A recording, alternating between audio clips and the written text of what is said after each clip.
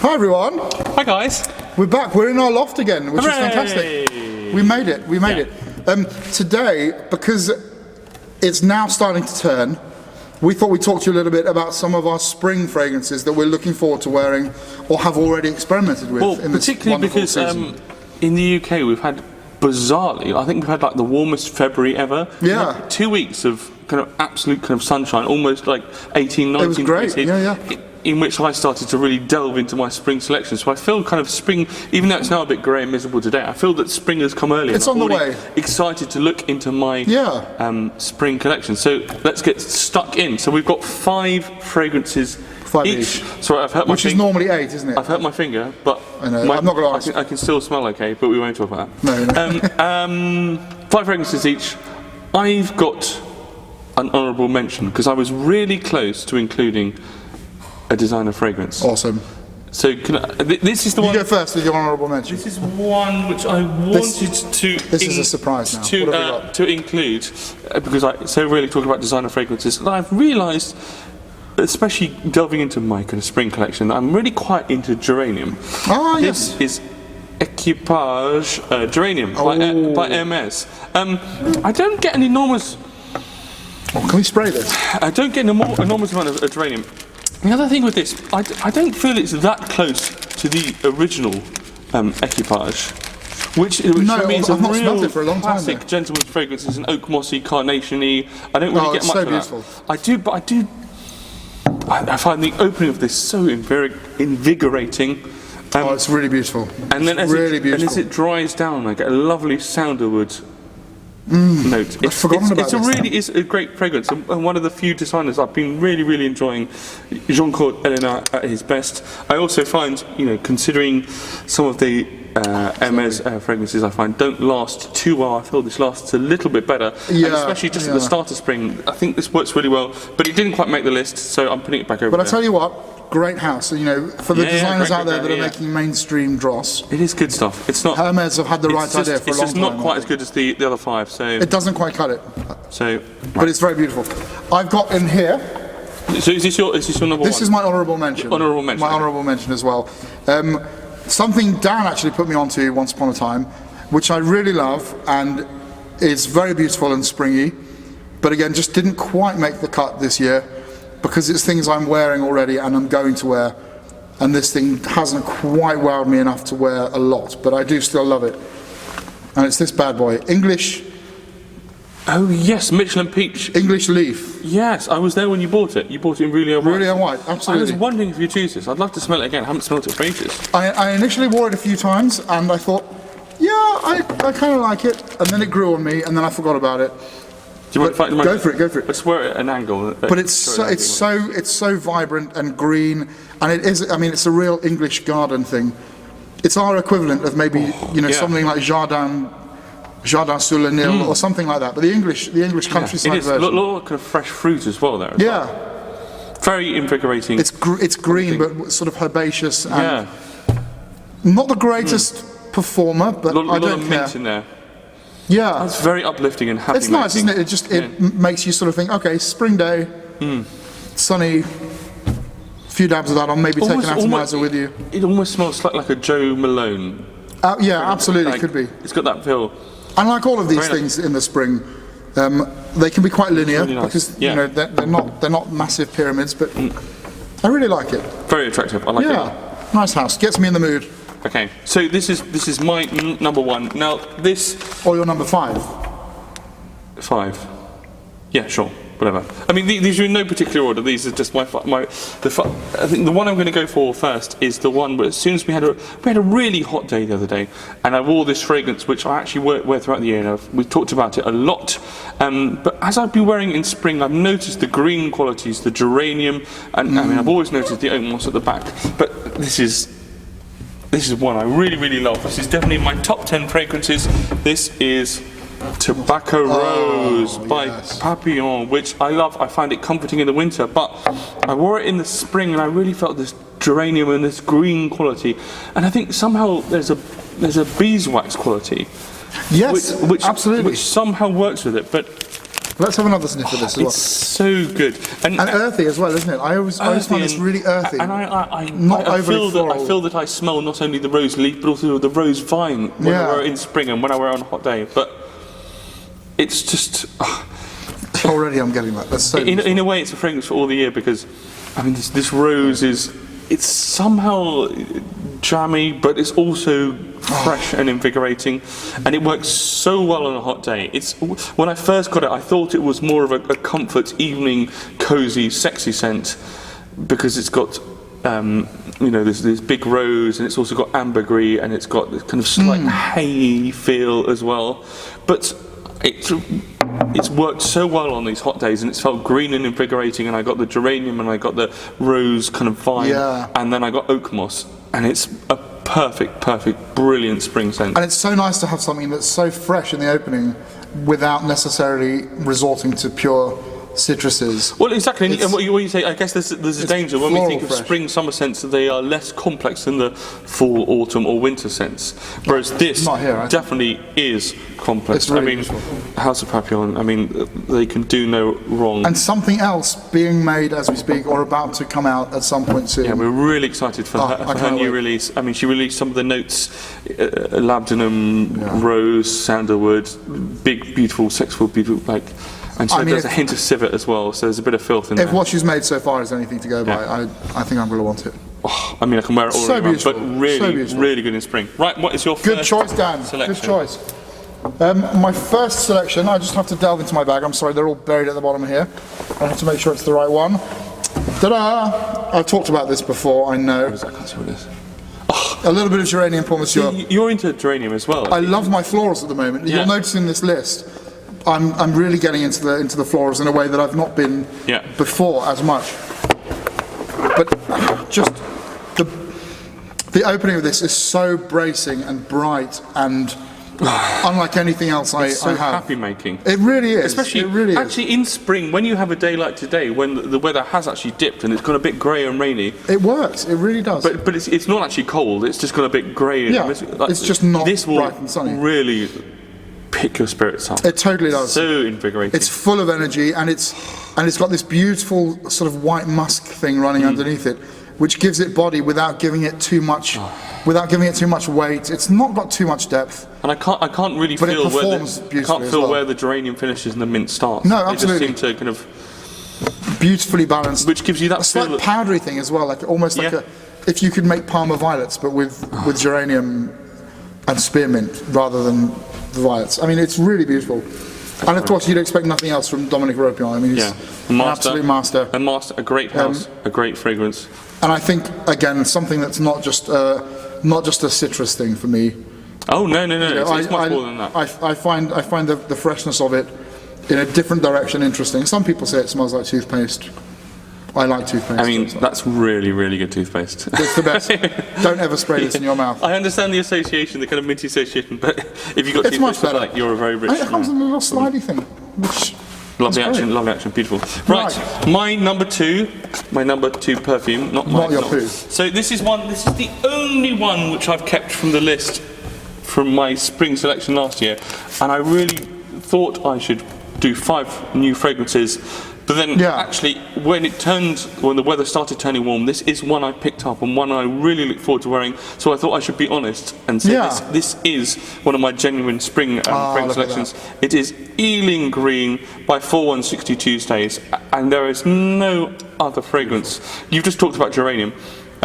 There's a load of geranium in this, but there's no other fragrance which calls to mind the fresh dew on a spring morning, and then later in the day, freshly cut grass. Yeah. And then as the day, you have a nice sunny spring day which just warms those wildflowers, and at the end of the day, the grass turns to a slightly dried grass section. And actually, when I wore this the other day as well, considering it's quite a bright, fresh fragrance, it lasts really well.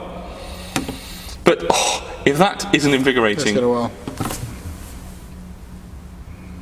and it's interesting actually, having just smelt that Michelin Peach. So good. Michelin Peach. Yeah. I feel like, if I'm honest, I feel this is it's a similar ballpark, but done quite a lot better. If you don't mind. Yeah, absolutely. And it's a lot more. I mean, how to describe it, but sort of photorealistic. Yeah. Yeah. It's far more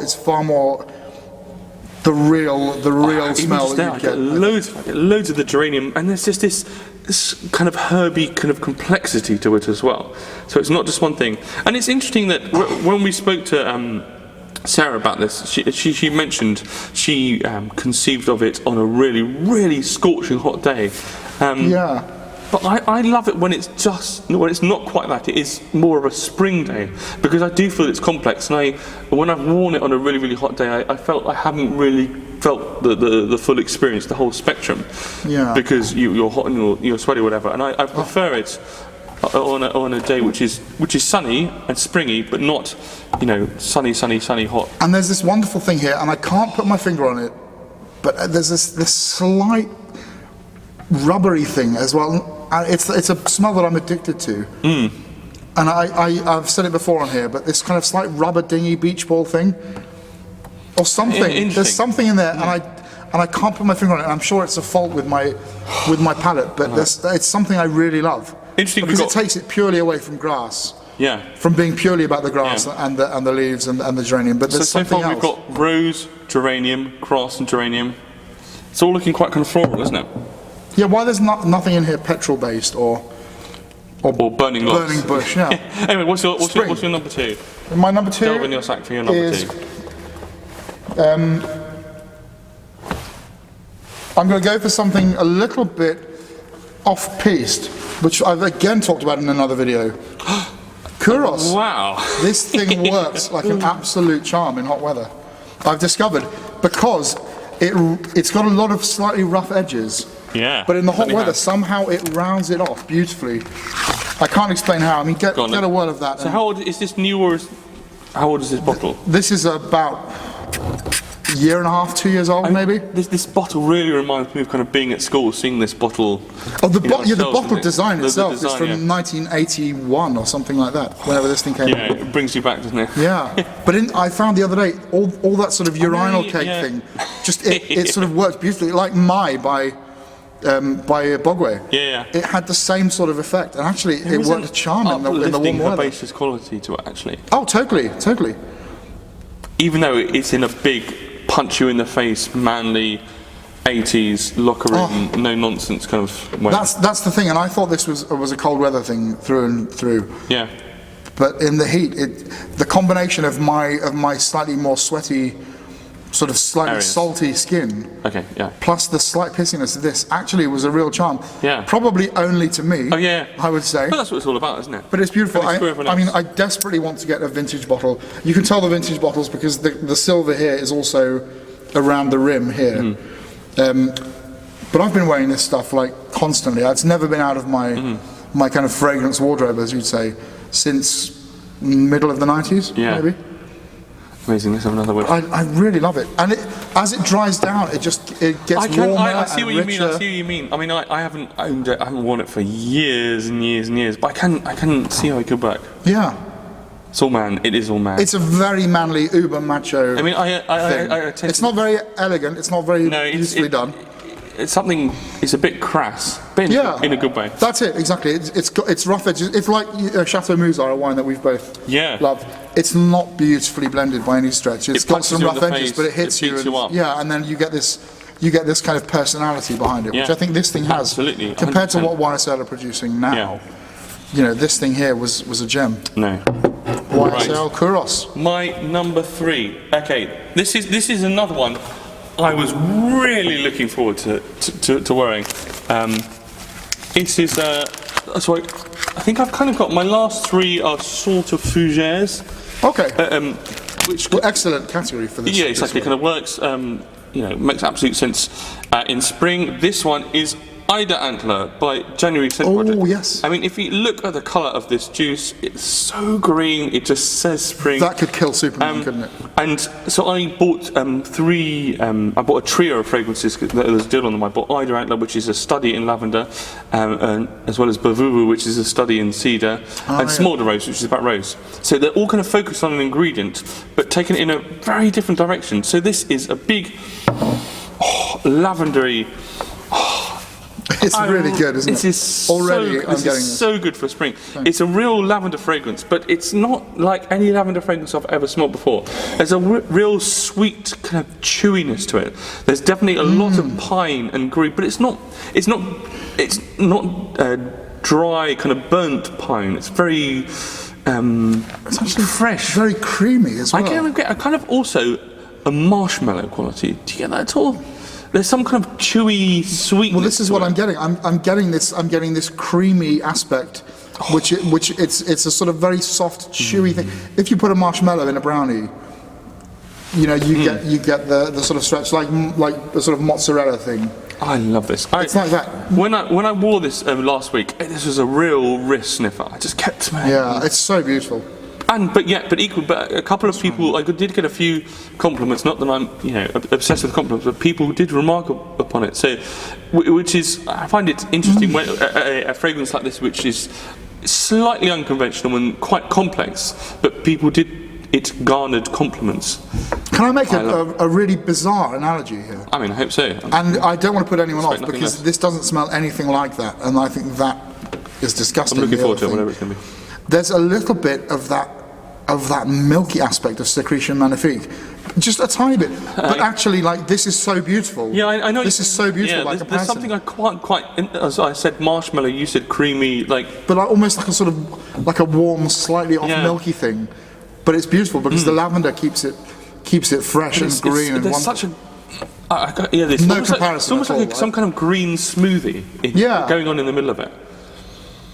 And you can tell the depth already, even in the opening. You can tell the depth. And it's so so round. Even though the weather's warming up in spring, to maintain some complexity. Anyway, that is my number 3. Oh, excellent choice, man. Ida Antler. Really excellent choice. January Scent Project. What's your number 3? My number 3. These are things that we might talk about in future in other videos, but they're recent purchases which I have fallen in love with, which I want to talk about because I'm wearing them now. My former staple in spring, Green Irish Tweed, has been ousted and it's gone, and I've replaced it with this little guy from Rogue Perfumery. Oh, I've not smelt this yet. I've been wearing it quite a bit, and it's beautiful. I mean, my God, Green Irish Tweed, Rive Gauche, and Polo Green. So we spoke about. If they had a baby. We spoke about Chypre Siam, but this is. Well, Dan introduced that to me, and I thought, I'm gonna jump on this. And I actually saw in one of the online groups, someone was selling this, and I went, bam, I'm having it. Amazing. And again, you get the presentation with the oak moss and all that sort of stuff in there. Let's give this a spritz because, my God, she's a beauty. I've not smelt this. The opening for me is just so hard to pin down, but I get tobacco, I get this laurel leaf thing, which is kind of so bizarre, but like stunning. And it was a banned ingredient for a long time in certain concentrations. I get lots of tobacco. It feels intensely green. It's big green tobacco, isn't it?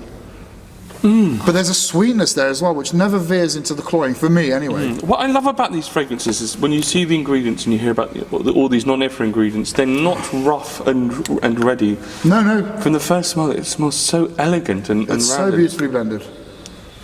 Lots of tobacco leaf, and really green. I mean, on skin as well, I found that this thing becomes. I get that association with 3D. Polo. With yeah, Polo, you see, but you get the sort of polo green slash Green Irish Tweed mossiness. I mean, it's I don't quite get more Green Irish pronounced Tweed on yet, skin. But that is really good. Isn't that good? Yeah. And the thing goes for 24 hours. I put on a jacket today that had a 2-day-old sort of wrist residue on it, and now my wrists smell of this from 2 days ago. I mean, it's powerful stuff. That is immense. But it's so round. It really feels. It sort of feels more than smells. It feels so deep. Yeah, it's so deep. It just feels like it's not the edges of a forest. I feel like I'm put some on my skin, deep actually. in a forest. You know, like I'm completely surrounded by this green undergrowth, and I mean, on skin. I mean, how much does that go? Wow, it comes to life. It almost sort of starts off with a big sort of tuberosy bubblegum thing. Yeah, there's a lot or something more. Weird. But yeah, this is the thing I found. Wow. I sprayed it on paper first to see if I would like it. This was a blind buy. But then on skin, the initial impression was, what the fuck? You know, I couldn't pin it down. And then half an hour later, it just started to blossom into this green foliage. But then the oak moss and the tobacco thing.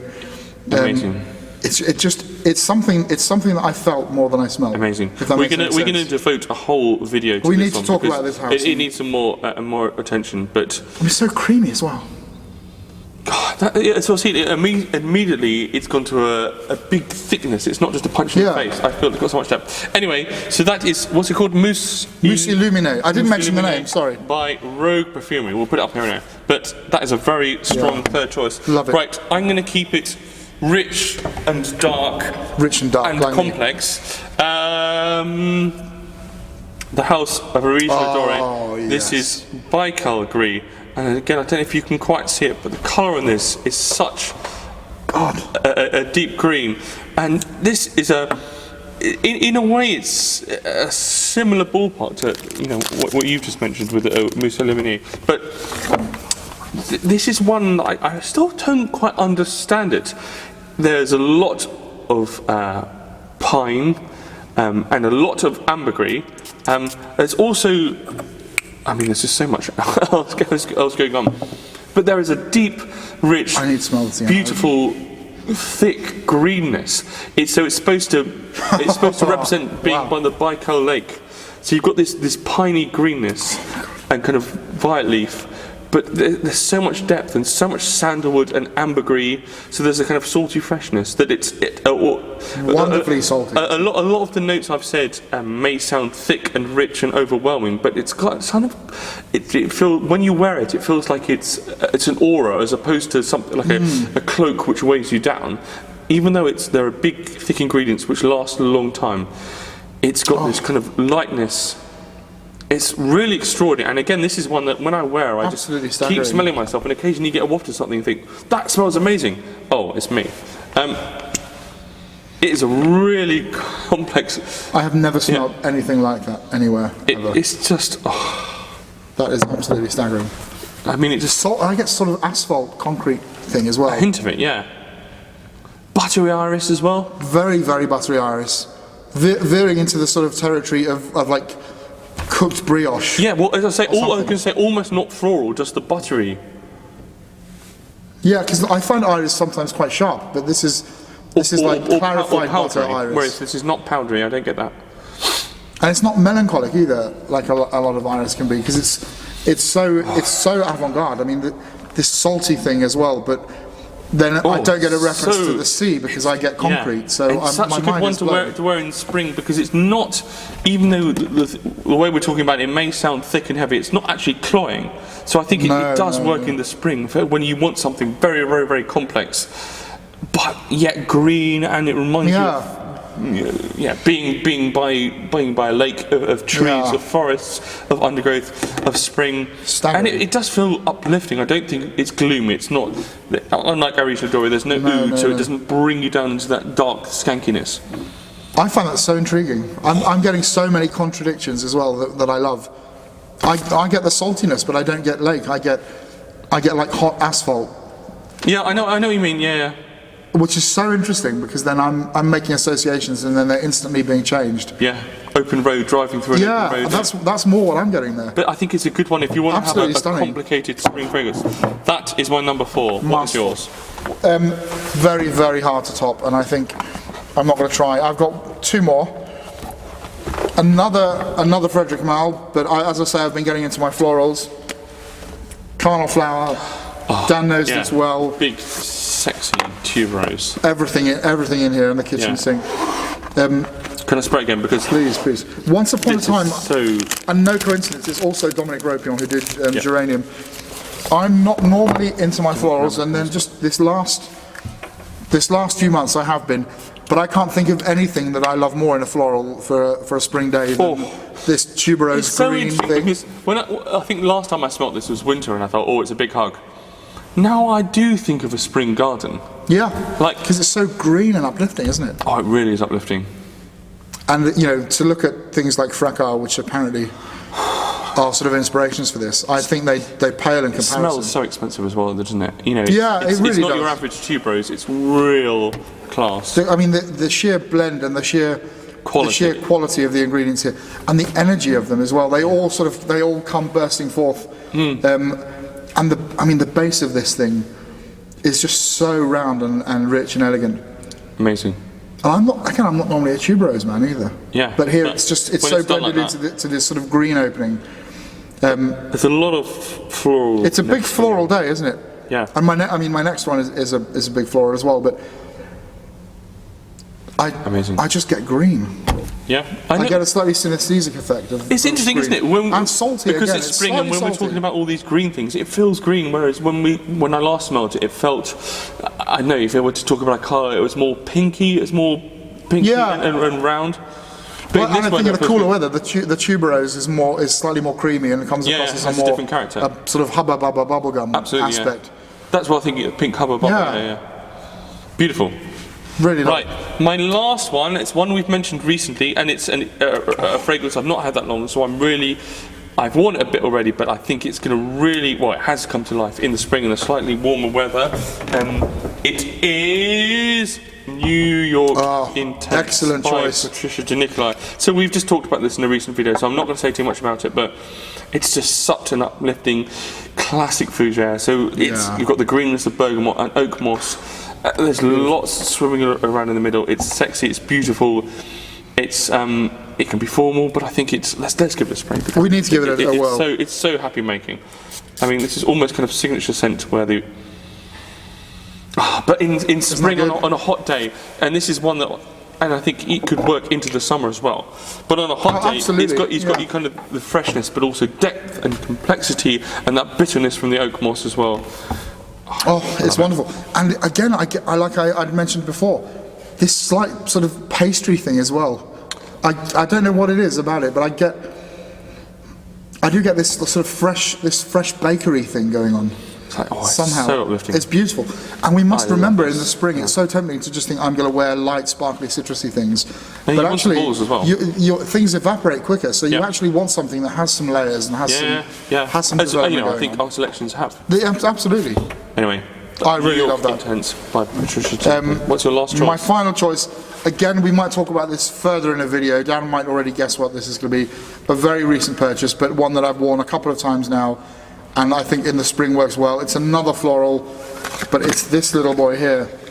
I mean, you say little. I mean, this big boy here. Hasu Nohana from Grossmith. By Grossmith. It's a sort of lotus flower thing, but it's a lot more than that. But that goes so little to. I mean, the complexity. It doesn't come close to describing. I mean, we're about to devote a whole video. We should do a whole video on this. Yeah, we're going to do a whole video on this. It sits in this beautiful little case. Is that 100 ml? No, this is that's 50 ml. Oh yeah. But you get a good amount for 50 ml. Well, I suppose you get the same as any 50 ml. You get 50 ml, but it's somewhere between 45 and 55. It's in that region. Yeah. It's in that ballpark. But it's. I mean, feel free to give that spirit. It harkens back. It harkens back to the great Guerlain of the past. But in fact, this thing was 1888, so it predates even Jiki by 1 year. Yeah.